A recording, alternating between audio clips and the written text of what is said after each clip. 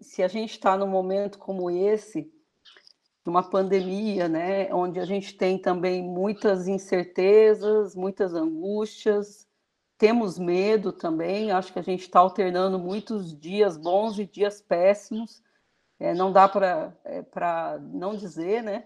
Ontem até ouvi você falando sobre isso do novo normal. Não é, né? Porque a gente não quer, não resiste a um momento, né, tão grave que o país está passando, porque a pandemia também escancara e revela ainda mais, né, a desigualdade gigantesca que há, uma desigualdade social gigantesca que há no Brasil, e com a pandemia isso ainda fica ainda mais evidente, porque ela também, no meio dessas questões de saúde, né, graves, né, que o país passa, né, a crise sanitária, você tem outras dimensões que estão atravessadas, né?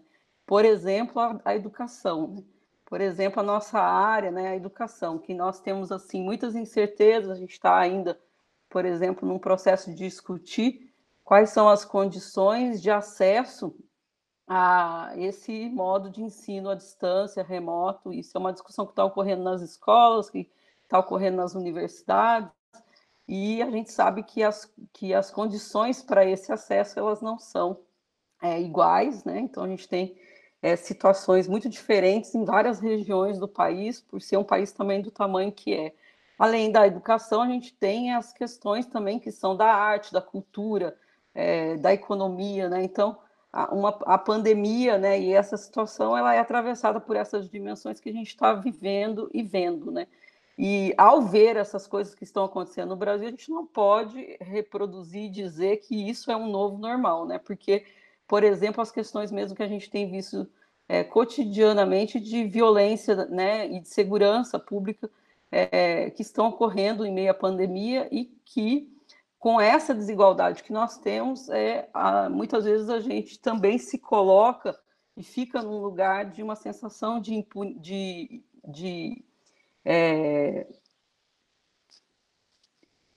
não ter o que fazer, né, numa situação de impotência, quando a gente também reconhece que nós, né, estamos podendo ficar em casa e nos proteger de alguma maneira, né, com melhores condições do que muitas e muitas famílias que não podem, né, que estão mais sujeitas a esse risco e com as mesmas angústias que nós, né? Nós temos medo, né, por exemplo, de nos contaminar e a gente tem mais condições, às vezes, que outras pessoas de nos proteger e a gente vê que muitas pessoas não têm. Então, acho que esse é um momento muito difícil e, por isso, realizar esse evento, né, propor, né, esses 2 dias, eu acho também, essa é uma forma também de resistir, porque a gente aqui acaba fazendo discussões que nos ajudam a olhar e pensar o que está acontecendo, né, no Brasil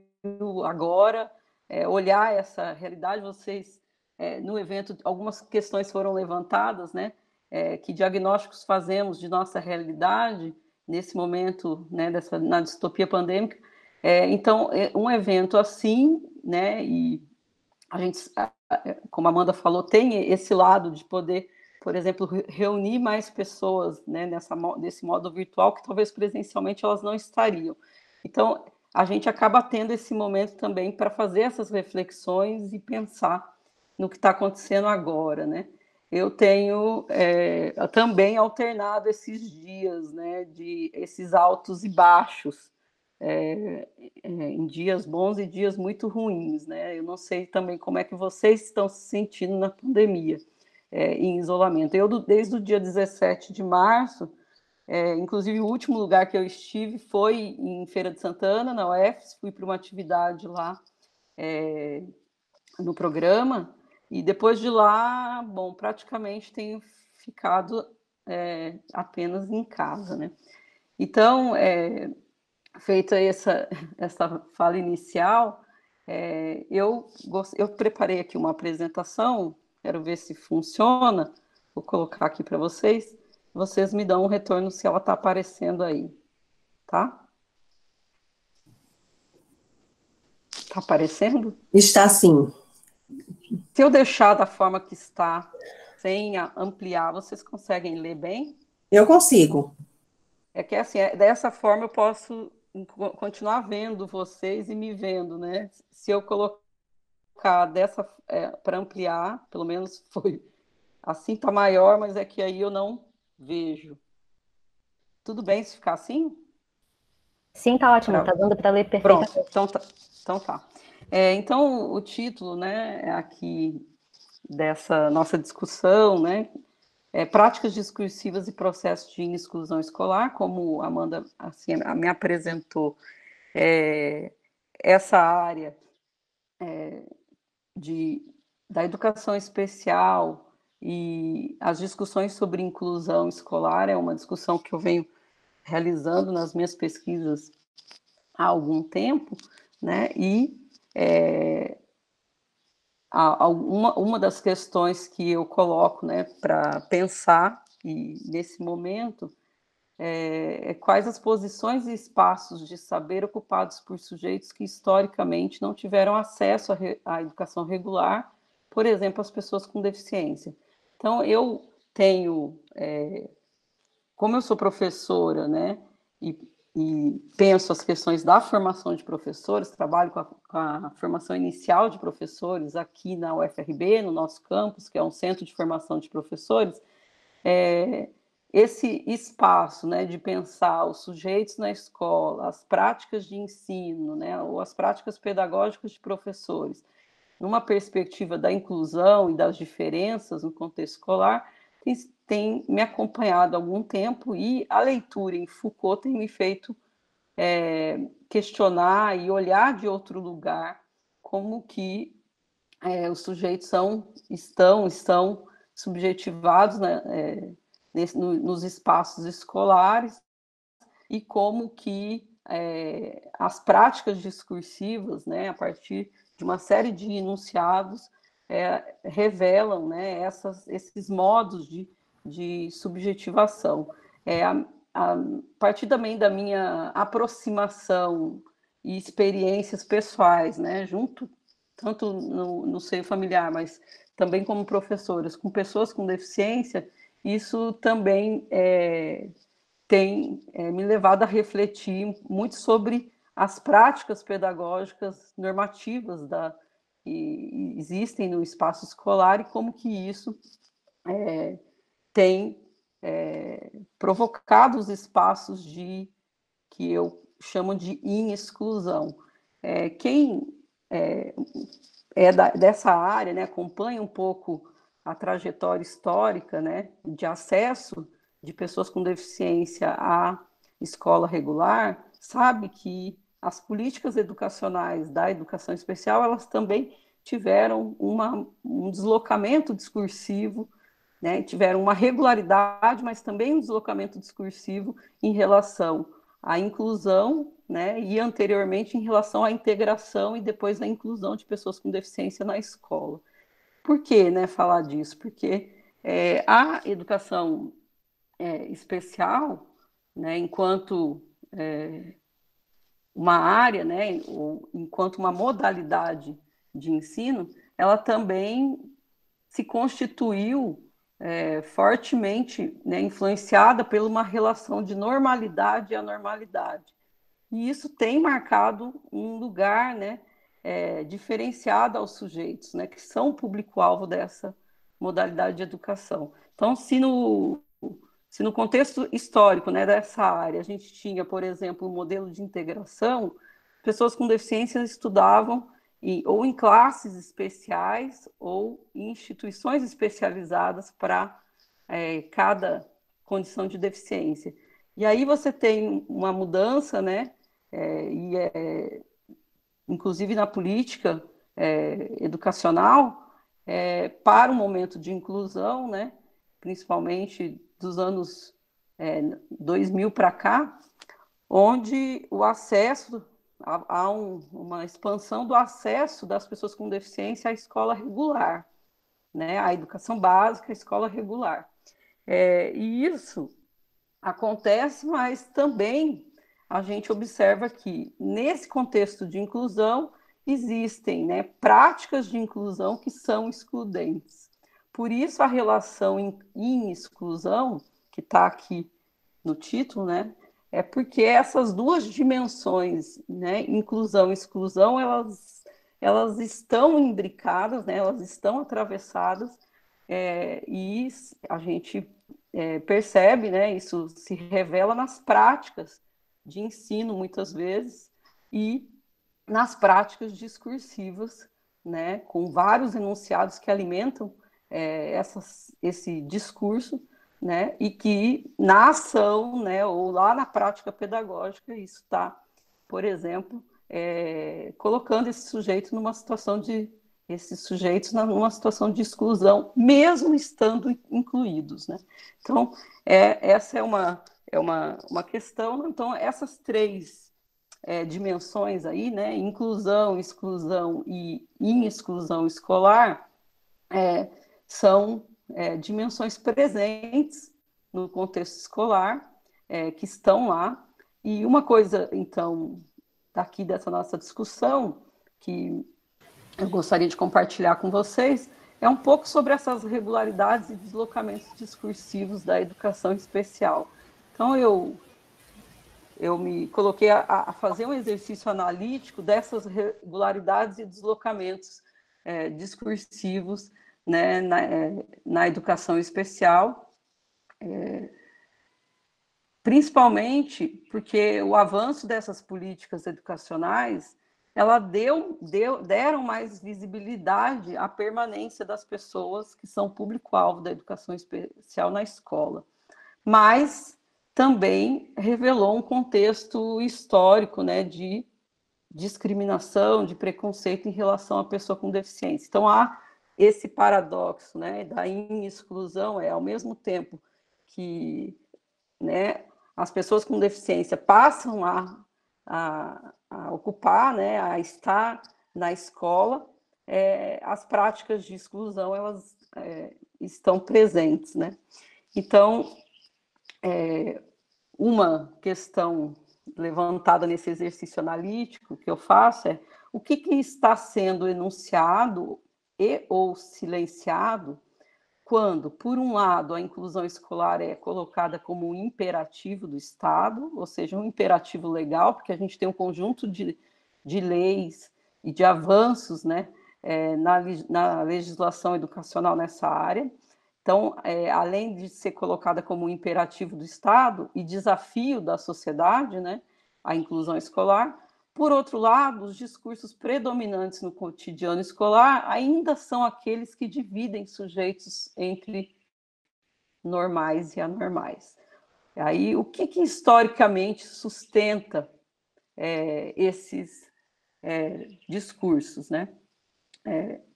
Então, nós temos, por exemplo, uma leitura atual que essa inclusão como imperativo do Estado né, uma forma de governamento e de controle, né? Então, se nós tivemos uma mudança discursiva, né, na área de educação especial para um modelo de inclusão, nós podemos, inclusive, a partir da leitura de Foucault, a gente pode, inclusive, considerar que a inclusão como uma prática biopolítica, porque ela, como um imperativo de Estado, né, e legal, ela tende a atingir o maior número de pessoas, né, na sociedade, e isso também se constitui como um certo controle, né, de governamento e controle a partir dessas práticas, né? Então, se agora eu tenho um número maior de crianças, jovens com deficiência na escola regular, eles também, nesse espaço, também passam a ser, de alguma forma, controlados a partir das suas experiências nesse espaço, né? Então, nós temos essas práticas discursivas que dividem sujeitos entre normais e normais presentes na escola.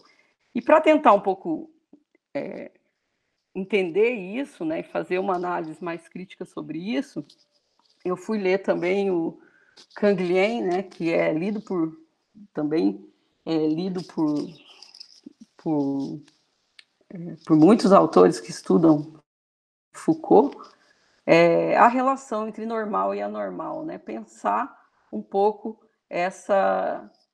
sobre essas práticas que estão presentes e que, na educação especial, no contexto histórico, elas são muito marcadas, né? Então, o que esse autor, né, coloca sobre a noção de normal?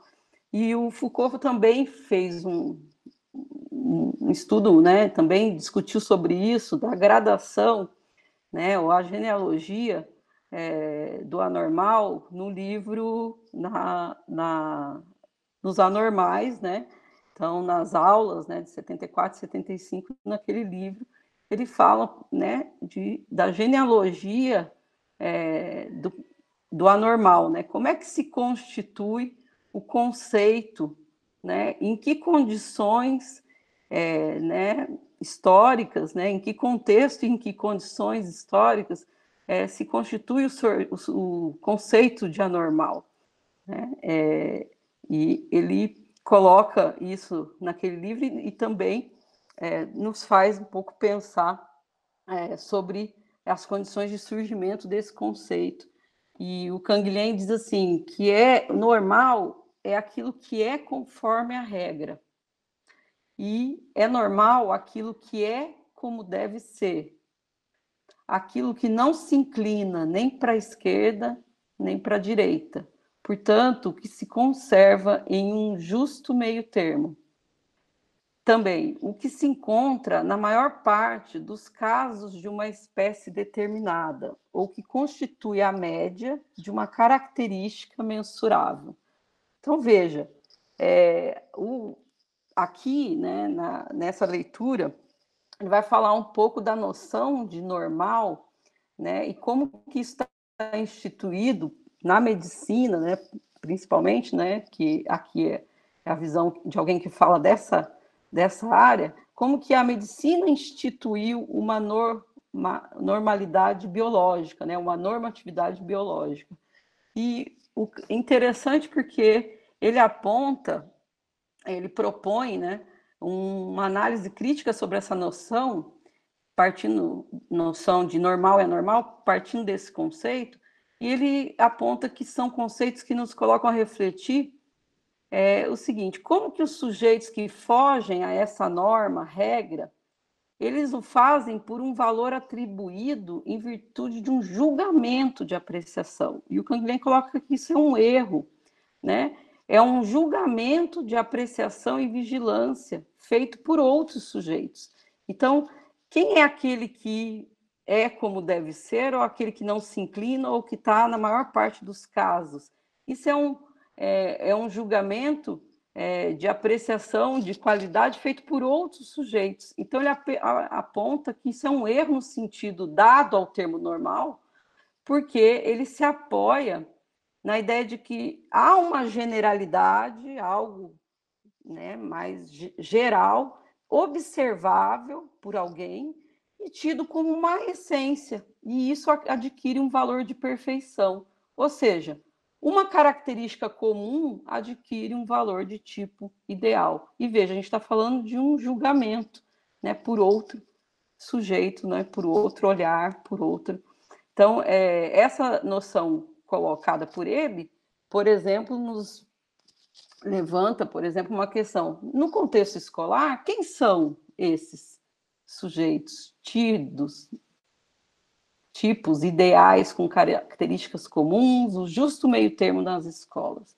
Então, quando a gente pensa os diferentes modos de subjetivação, né, a gente pensa que essa gradação normal e anormal, ou essa noção de normal, ela está presente nesses julgamentos, né? Quem são os justo meio termo das escolas, né? Então, essa é uma questão interessante, e na genealogia da gradação de normal, que foi apresentada no estudo de Foucault, ele fala da história do poder de normalização, por exemplo, que se aplicou em diferentes contextos, né, momentos históricos, mas que a gente pode pensar que há, sim, um modelo historicamente ativo. Por exemplo, Foucault fala, né, aqui, por exemplo, passou-se de uma tecnologia de poder que expulsa, que exclui, que bane, que marginaliza, que reprime, a um poder que, enfim, é um poder positivo, um poder que fabrica, um poder que observa, um poder que sabe e um poder que se multiplica a partir de seus próprios efeitos. Que modelo historicamente ativo a gente ainda pode fazer essas aproximações com a escola? Então, quando o Foucault fala de tecnologia positiva de poder, ele está falando de uma transição, né, também, para, por exemplo, como que historicamente se lidou com a exclusão, com a marginalização e com o banimento, por exemplo, de pessoas que tiveram lepra. E como você passa, né, para uma outra tecnologia de poder positiva, né, que ele considera, por exemplo, com pessoas que depois adquiriram, né, em outro momento, a peste. Então, foram duas tecnologias de poder distintas para dois momentos históricos e tiveram também efeitos distintos, né? E no Microfísica do Poder, nesse livro, Foucault vai falar dessas tecnologias positivas de poder. Como fazer essas relações, por exemplo, com a noção, com a ideia de inclusão e de exclusão escolar, não mais inclusão como uma tecnologia, inclusão como uma tecnologia positiva, né, onde os sujeitos agora estão na escola, mas que vivem situações de discriminação e de exclusão, mesmo estando dentro da escola. Então, nesse exercício analítico, né, que eu fui aí nesse desafio tentando fazer, eu gostaria de compartilhar com vocês algumas coisas. Por exemplo, a Política Nacional de Educação Especial na Perspectiva Inclusiva, ela é de 2008, ela é ainda, né, ainda que já tenha mais de 10 anos, a principal política com diretrizes que orientam, né, ou que orientam mesmo o ensino numa perspectiva inclusiva e a inclusão de pessoas com deficiência na escola regular. Então, nessa política se fala, por exemplo, de serviços de apoio para que isso seja possível, como o atendimento educacional especializado, é a política que, vamos dizer, que nós temos funcionando, né, ou ainda resistindo, né, porque há muitos ataques a essas políticas. E nesse exercício que eu fiz, principalmente para pensar que, ora, o sentido de exclusão fundamenta historicamente a necessidade de mudança e de política educacional, ora, se enuncia para problematizar e questionar a efetividade dessas políticas. Então, a gente tem meio que um paradoxo aí, porque a gente tem exclusão e inclusão presente, né? Inclusive aqui, olha, eu vou ler um trecho dessa política que diz o seguinte: a educação inclusiva constitui um paradigma educacional fundamentado na concepção de direitos humanos, que conjuga igualdade e diferença como valores indissociáveis e que avança em relação à ideia de equidade formal, ao contextualizar as circunstâncias históricas da produção de exclusão dentro e fora da escola. E aí eu grifo, né? Circunstâncias históricas da produção de exclusão dentro e fora da escola. Ora, a relação dentro e fora do espaço escolar marca uma transitoriedade da ação política e pedagógica. Para quê? Né, buscando que todos os alunos possam aprender juntos, né, sem discriminação, né, no mesmo espaço, mas, ao mesmo tempo, em que se busca o direito à inclusão, e aí, entre aspas, o lado de dentro, né, de estar na escola, a produção de processos de exclusão, ela não é eliminada na sociedade, né? Então, a gente pode pensar, o lado de fora, né, esse dentro e fora marca essa transitoriedade, né, dessa política, mas revela que o aluno que é chamado à inclusão experimenta, portanto, processos de exclusão escolar, mesmo dentro da escola. Outro ponto que eu também destaco é esse do documento, que é, a partir do processo de democratização da escola, evidencia-se o paradoxo inclusão-exclusão, quando os sistemas de ensino universalizam o acesso, mas continuam excluindo indivíduos e grupos considerados fora dos padrões homogeneizadores da escola. Então, aqui o destaque no paradoxo, né? Então, aqui inclusão e exclusão. E é uma questão que eu discuto aqui é qual é o sentido que a gente percebe, né? Essa democratização do acesso também tornou mais evidente os processos de exclusão escolar, né? Então, quem são os que sofrem esses processos de exclusão dentro da escola? O texto segue, né, coloca grupos considerados fora dos padrões homogeneizadores da escola. Então, um paralelo, por exemplo, com o que a gente está vivendo agora, que é esse acesso ao ensino remoto, né, em isolamento social.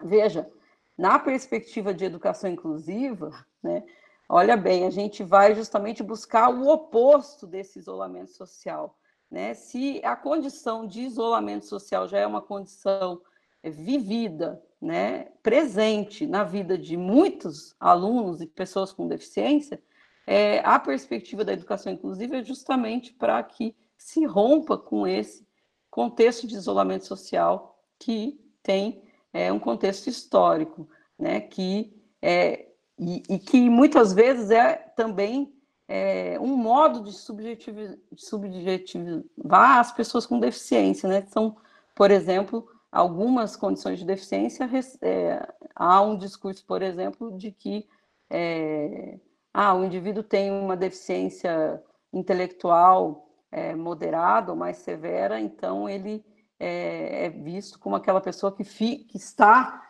vamos dizer, isolado ou sem condições de, por exemplo, estar na escola e de ter uma relação, né, social próxima às outras pessoas, e é visto como aquele indivíduo que não tem condições de interação social. Então, muitas vezes esse é um estereótipo que continua se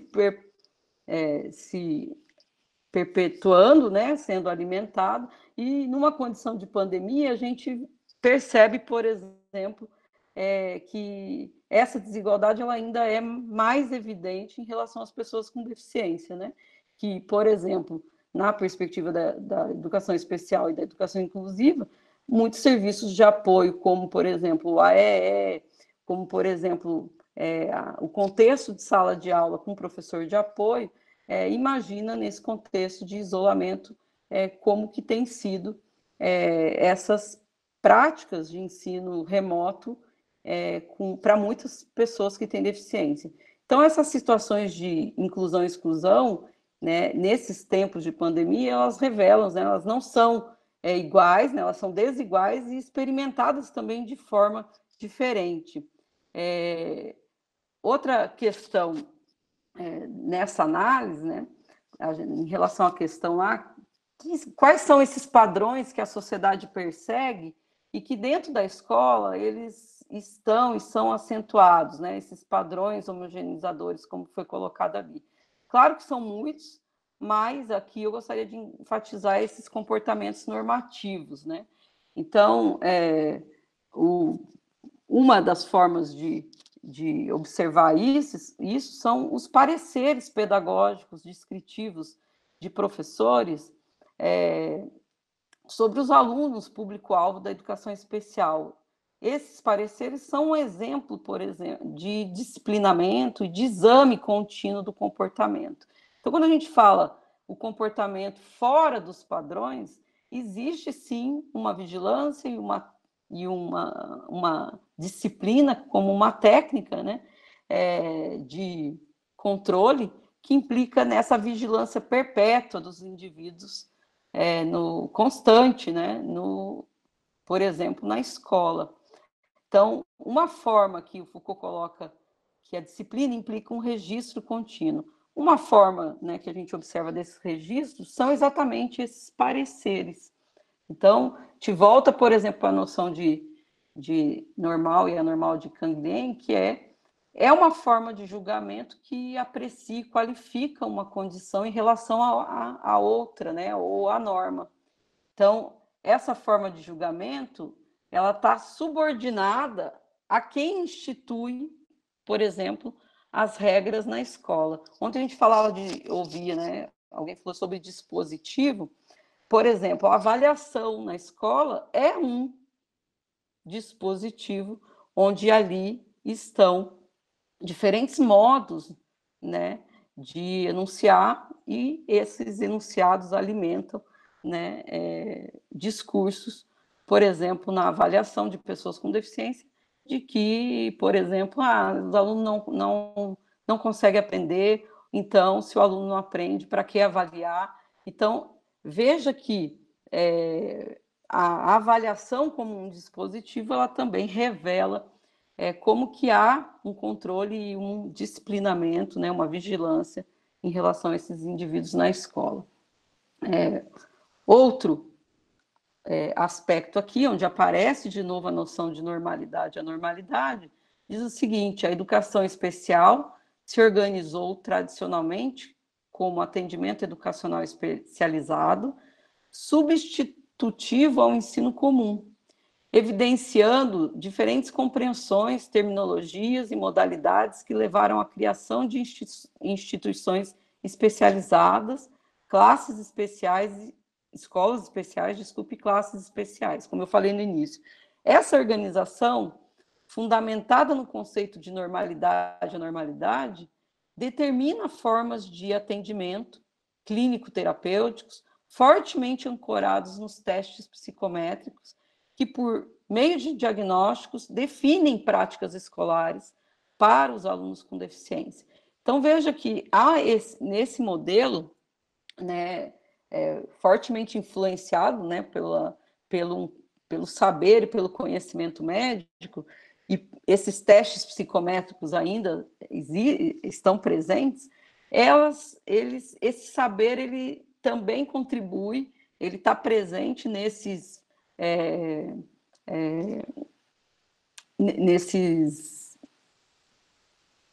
como disse aqui antes, pareceres pedagógicos, e eles estão atravessando também o discurso e as práticas discursivas dos saberes pedagógicos dos professores. Então, isso está, ao mesmo tempo, acontecendo, e a gente analisa isso, né? Nós analisamos, uma das pesquisas aqui que nós estamos realizando é analisar um número significativo de pareceres pedagógicos de professores, né? E as pesquisas que nós estamos fazendo, a gente já tem alguns resultados, né, que de alguma forma o comportamento normativo, ou aquele indivíduo que está fora da norma, né, que se evidencia esses comportamentos, de alguma forma eles estão todos relacionados ao fracasso escolar que é atribuído, né? Como um objetivo é alcançar as metas de ensino, então qualquer comportamento que atrapalhe esse alcance, né, desse objetivo de ensino e que leve ao fracasso escolar, pressupõe aí a seleção de alunos considerados como aqueles que aprendem, que estão ao mesmo tempo em constante avaliação, e aqueles que não aprendem. Então, esses pareceres pedagógicos examinam comportamentos de alunos considerados fora da norma, né? E são, ao mesmo tempo, instrumentos de exercício de poder e vigilância e controle, né? Então, aqui a gente vê de novo essa relação de anormalidade e normalidade. Então, esses são um dos exercícios, né, analítico que eu tenho feito a partir dessa regularidade discursiva e também dos deslocamentos discursivos na área de educação especial. um grande desafio na escola, na perspectiva inclusiva, é fazer pensar, né, refletir como que um modelo historicamente ativo de exclusão, né, e de ações educativas em contexto social segregado, como, por exemplo, nas classes especiais, passa a uma outra configuração de escolas regulares e classes comuns, né? Então, como que é possível você incorporar um modelo a outro de forma que o ensino seja numa perspectiva inclusiva, com modelos historicamente distintos, né? Essa é uma realidade que nós estamos vivendo, né, nas escolas, onde o imperativo legal tem um efeito a ser considerado, óbvio, né, que tem, tanto que a gente teve um acesso na última década, um acesso significativo de pessoas com deficiência à escola regular, né, mas os modos como, de fato, na prática, são implementadas as ações e em cada escola são construções em tempos e espaços muito particulares em que essas situações de exclusão elas ainda estão presentes e são praticadas, né, no discurso e também em uma série de enunciados. Ontem a professora Renailda falou, né, que os sujeitos estão quebrando muitas ordens discursivas. Estão mesmo. Inclusive, nessa área, você tem um ativismo relativamente recente, não é tão recente, de pessoas com deficiência, né? Por exemplo, assisti algumas lives que foram, nesse momento,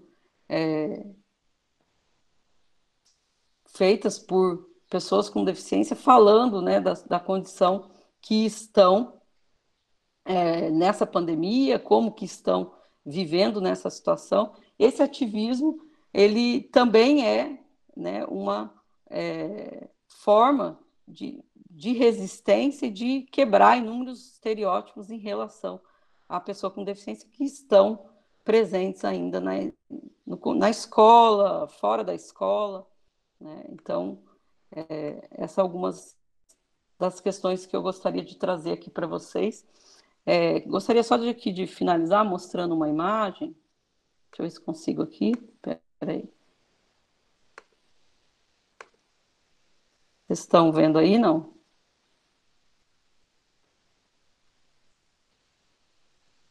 Estão vendo essas imagens? Essas são imagens dessa semana, tiradas fotos que a prefeitura disponibilizou. Essa semana aqui da nossa cidade, nós estamos nessa semana especificamente num bloqueio mais total, né, chamado lockdown. A gente está sem nenhuma atividade funcionando, né, e também não podemos sair de casa. E eu, quando vi essas imagens, também me impressionou, porque esse é um contexto que a gente está vivendo e que a gente não pode chamar ou pensar isso como realmente um novo normal, né? A gente não quer essa situação, a gente espera que a gente possa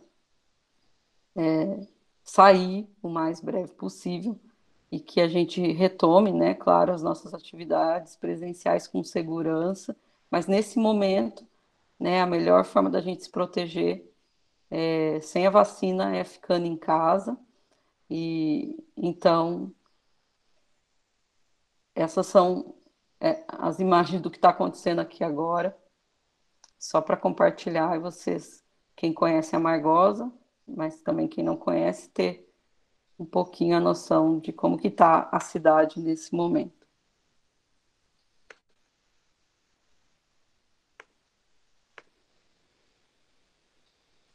Eu agradeço, não sei se me alonguei muito, fico à disposição para questões. Obrigada. Obrigado, Márcia, foi ótimo. Eu trabalho na educação básica, né, e é sempre muito difícil, né, da gente lidar, né, porque a gente está ali como professor, né, num entrelugar complicado, né, tem muitos atravessamentos nessa posição. Eu peguei uma pergunta do Marcos Bispo. Ele perguntou como é que a gente pode pensar o poder num contexto em que, apesar da lei, as pessoas continuam sofrendo com exclusão, né? Quem é que exerce esse poder de excluir? A Carla deu uma respondidinha, mas queria que você continuasse. A Carla falou que, né, que a noção de poder é complexa, né? Que poder é um exercício de uma ação que desencadeia outra, né? Que sempre funciona no conflito. Sim. Veja que eu falei um pouco sobre essas tecnologias positivas, né, de poder, porque a gente tem no contexto escolar, bom, a escola ela não está imune à lei, a tudo que está acontecendo na sociedade, né? Então, a dinâmica social que a gente tem contextos de violência, de exclusão, né, de segregação. Então, falar um pouco desse contexto de inclusão escolar e pensar que as práticas de inclusão também excluem e que a inclusão como uma estratégia biopolítica, à medida que Tá esses chovendo, sujeitos viu, brother? historicamente não estavam Tá lá, chovendo, viu? mas agora estão, Ora sim. Camila, por favor, gente, desculpe me interromper, só para ela. essas dimensões, elas estão presentes dentro da escola. Então, por exemplo, uma situação de exclusão, que pode ser bem real e por exemplo, na própria prática de ensino. Nos processos, por exemplo, de pensar e defender, por exemplo, um projeto de ensino, uma perspectiva de ensino inclusiva na escola, um projeto político-pedagógico, mas na ponta, por exemplo, uma orientação metodológica, recursos pedagógicos. Então, dentro de cada uma dessas esferas, né, se a gente pensar que isso são dispositivos, como eu falei da avaliação, porque na avaliação ela é muito evidente, a gente vê, por exemplo, quem são aqui, né, conosco, se tem professores da educação básica ou professores que são do AEE, não sei se tem, a gente percebe muito claramente na avaliação que, às vezes, o discurso que está presente não tem como avaliar esse estudante, ou para que esse estudante vai ser avaliado se ele não aprende. Então, se você tem uma série de enunciados que repetem isso, esse discurso ele vai realmente sendo alimentado dessa forma, né? E essa é uma forma de você excluir ele estando dentro. Por exemplo, o indivíduo não ter acesso aos conhecimentos e não ser avaliado, né, ou não ter uma perspectiva de ser avaliado pela sua aprendizagem. Ontem, por exemplo, eu achei muito interessante a gente vendo um pouco as professoras falando, trazendo as suas experiências, né, de pesquisa, e eu fico às vezes me perguntando, o conhecimento, aquele conteúdo que está na escola, né, e que a gente às vezes, muitas vezes questiona a representação, né, desses sujeitos, né, eles são subjetivados, mas como que esses conhecimentos eles chegam ou eles refletem as diferenças desses sujeitos no espaço escolar, né? Então, por exemplo, eu que sou da área da educação física, a educação física é um exemplo, né, de como esses conteúdos, ou às vezes a seleção desses conteúdos, eles são conteúdos que invisibilizam a pessoa com deficiência na escola. Por quê? Quando a gente pensa, vamos pensar, falando um pouco da minha área, um conteúdo de cultura corporal, das práticas corporais. Como que uma pessoa que tem deficiência se vê, por exemplo, representada em conteúdos, por exemplo, vamos supor, o esporte, se praticamente o que se tem de esporte e as experiências na história do esporte são com os corpos normativos. Então, se você tem uma pessoa com deficiência física, né, com uma deficiência física, ela muitas vezes revela que ela não tem nem disposição, nem interesse, nem motivação nenhuma para participar das práticas corporais nas aulas de educação física, né? Então, por que isso? Né? Porque a gente também vê que esse saber e esse conhecimento, ele também tem né, as suas formas de excluir quando ele não traz e não representa as diferenças desses sujeitos no contexto escolar. Então, essa é uma forma, né? Mas como a Carla falou, a gente pensar poder é bem complexo, né? Porque esse sujeito está sendo atravessado por muitos desses dispositivos que não estão só na escola, né? Estão na escola, mas estão fora da escola também. Sim, mas na escola, particularmente, eu lembro de uma pesquisa que eu vi há muito tempo atrás, deve ter, sei lá, uns 7 anos, mais ou menos, que falava sobre patologização de crianças sem patologia. Né? Então, que às vezes você tem um diagnóstico, aí quando se vai investigar melhor, tem uma questão com alfabetização, e aí se diagnostica como dislexia, outras coisas ali que estão atuando na educação, né? Sim, isso muito presente. Às vezes, alguns desses relatórios, né, eu não trouxe especificamente alguns desses dados, que a gente ainda está trabalhando nisso, mas às vezes você tem num relatório pedagógico, descritivo dos professores, onde aquele relatório, quando você lê, você não enxerga nada escrito sobre a aprendizagem. O que aquela criança alcançou, o que é que foi realizado, você só vê uma escrita e um discurso sobre o comportamento da criança e praticamente repetindo, às vezes, o que esse professor teve acesso de um relatório médico. Então, a linguagem, por exemplo, então você pega a linguagem, o discurso e o significado desse discurso, muito fortemente atrelado a essa noção médica, e isso sendo reproduzido pelo professor. Então, o professor não fala da aprendizagem, mas ele fala do comportamento, e sempre destacando os aspectos negativos do comportamento com uma linguagem do médico, né? Então, como é que isso está dentro da prática pedagógica?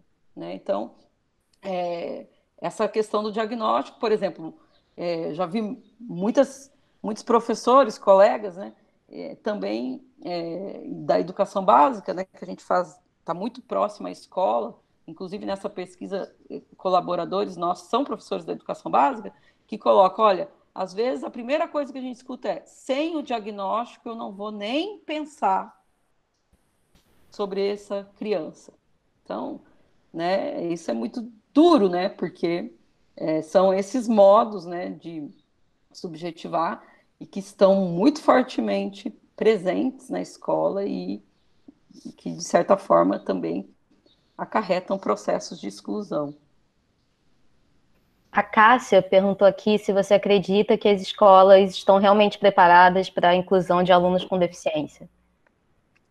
Olha, Cássia, obrigada pela questão. Também a pessoa que fez anteriormente. Quem foi, Amanda? O Marcos Bispo. Marcos, Obrigado também, Marcos. Essa questão de estar preparado é uma questão que surge muito, né? Muitas vezes o que a gente tem o professor não se sente preparado, a escola não está preparada. Eu acredito assim, é muito difícil, né? Até assim, é muito subjetivo a gente dizer o que é estar preparado e o que é não estar preparado, né? Acredito que a escola talvez possa, de fato, não se sentir preparada, mas enquanto a gente não tinha a presença, né, de todas essas diferenças na escola, a gente também ficava pensando como é que a escola vai estar preparada sem o sujeito lá, né? Então, é preciso que essas crianças e jovens e essas diferenças estejam na escola para justamente problematizar, tensionar, né? E repensar, né, as práticas normativas, né? Por exemplo, alguns alunos, eu trabalho na formação de professores, né, com alunos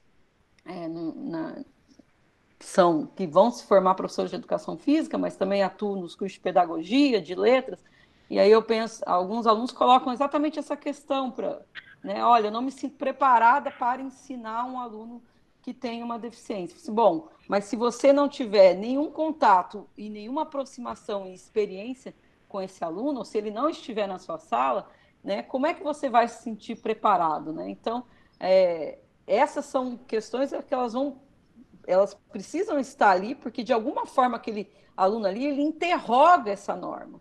A questão é, quem são esses sujeitos que fogem à norma? Esses sujeitos que fogem à norma, eles estão ali questionando e resistindo a essas práticas. Então, algum aluno fala assim, como é que eu vou dar aula prática de educação física se eu tenho um aluno, por exemplo, cego, né? Cego. Como é que eu vou fazer? Assim, bom, claro que você vai ter que se preparar, né, para isso, né? Você vai ter que fazer as leituras, você vai ter que ler, mas fundamentalmente também você vai ter que ter experiências com esses alunos. Você vai ter que passar a pensar e a ouvir, a escutar e a perceber o modo como esses sujeitos se veem no mundo, né? Então, às vezes a resposta é não se sentir preparado é bom, mas e o que eu faço daí para frente?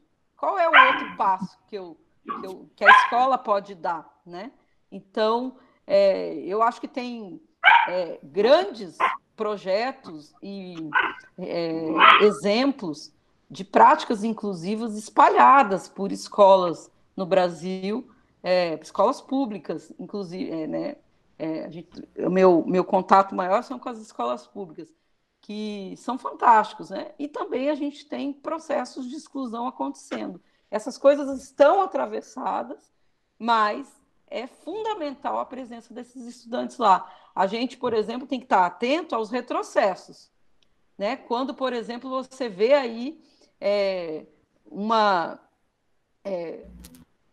tentativa, um ensaio aí da novo texto, né, da Política Nacional de Educação Especial, onde você vê lá questões que, primeiro, da forma como isso vem, se isso está sendo discutido com a comunidade científica, com as famílias, com os movimentos, e quando você vê lá algumas coisas assim como flexibilizar, né, pode ser uma escolha, flexibilizar se a criança vai ou não obrigatoriamente, se é uma obrigatoriedade, ela está na educação regular, na educação básica regular, porque isso sim aponta retrocesso, né, em que a criança não estudar na escola regular. Então, isso a gente tem que estar de olho, né, porque a inclusão, né, e o acesso à educação como direito é um caminho sem volta.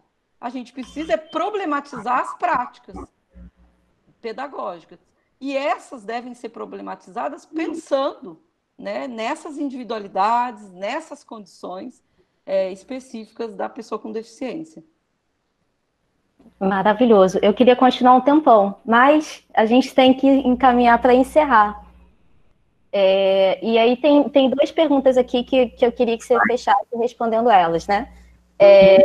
A Virgínia falou que gostaria que você comentasse sobre o hábito que os docentes têm de querer o relatório médico da criança, querendo saber especificamente sobre o CID, né? Que também é um mecanismo aí de controle. E para você comentar um pouco sobre corpo-discurso, né? Se é possível elencar questões e sentidos possíveis que nos permitam problematizar a nossa realidade circundante. Sim, obrigada pela questão. Essa questão do diagnóstico, como eu estava falando, né? Por exemplo, a gente está fazendo um projeto, estamos agora de outro modo, mas assim, mantendo esse contato com 2 escolas aqui do município, né? E quando iniciou o ano, nós não sabíamos, não imaginávamos que a gente ia passar por isso e nem por tanto tempo, né? Mas assim que iniciou o ano com as matrículas, todas as salas, as classes que tinham alunos com deficiência matriculados, os professores, já no primeiro momento, a primeira coisa era assim, eu quero ver o laudo, o diagnóstico. Então, essas informações, sem antes nem conhecer a criança, muitas vezes, se ele é um aluno novo na escola, ou mesmo se o professor já conhece, mas não foi aluno né, dele ou dela, isso, de fato, já traz, né, uma influência, e muitas vezes a gente tem notado uma influência negativa, né? Porque existe ali uma discriminação negativa, um julgamento a partir do que está colocado lá. E muitas vezes as experiências desse professor ou dessa professora com o aluno ficam em segundo plano. Então, o professor nem conhece o aluno ou nem ainda teve condições, oportunidade de ter experiências né, nessa relação pedagógica, da prática pedagógica, professor e aluno, mas ele já chega e enxerga aquele aluno a partir desses vários estereótipos ou questões. Não que o relatório, veja, não que o diagnóstico, o relatório médico não seja importante, mas ele não pode pautar a prática pedagógica. Então, ele não pode ser o saber, o conhecimento que pauta o planejamento e a pauta pedagógica do professor. Isso vai ser uma construção ao longo da experiência do professor com o aluno, com a turma, né? E também um pouco sobre o que ele, do ponto de vista político, crítico, pensa sobre escola inclusiva. Porque o que é uma escola mais plural, mais inclusiva, né? Então, se eu não tenho as condições para que os alunos possam aprender, para que todos possam acessar o conhecimento, a gente tem um problema ali que não é um problema do aluno ou da pessoa com deficiência, é um problema da escola. É um problema mais amplo, né? Então, essa é uma questão, né, que precisa ser discutida. Não que esse relatório médico não seja importante e que ele também não vá ser lido, mas precisa ser discutido e precisa ser debatido em relação a esse olhar médico que encerra as possibilidades pedagógicas em cima de algumas descrições e características da criança, mas que não definem esse sujeito, né? Eu acho que um pouco dessa minha resposta também tem a ver com o que você pergunta, corpo, né, discurso corpo. Por quê? As marcas, né, dessas diferenças, muitas vezes elas estão muito visíveis no corpo, né? E, por exemplo, na minha área, essa normatividade né, do corpo, ela é muito presente e ela exclui muito. Por exemplo, quando você pensa quem são os alunos habilidosos, corporalmente habilidosos, né? Mais habilidosos, por exemplo, para as práticas corporais. Então, isso às vezes cola nesse discurso, né? Muito fortemente, né? Então, o corpo, o normal do corpo, o normal da comunicação, né? Por exemplo, qual é o normal da comunicação? Se você tem um aluno surdo, né? Como você problematiza, né, as formas de se comunicar que são normativas na escola. Então, a nossa forma normativa na escola é essa que nós estamos fazendo aqui, né? Mas nós temos aqui, por exemplo, as intérpretes, que elas rompem e quebram com essa forma à medida que você tem sujeitos com diferenças, né? E que têm outra forma da comunicação, assim como pessoas cegas ou com baixa visão. Então, a nossa norma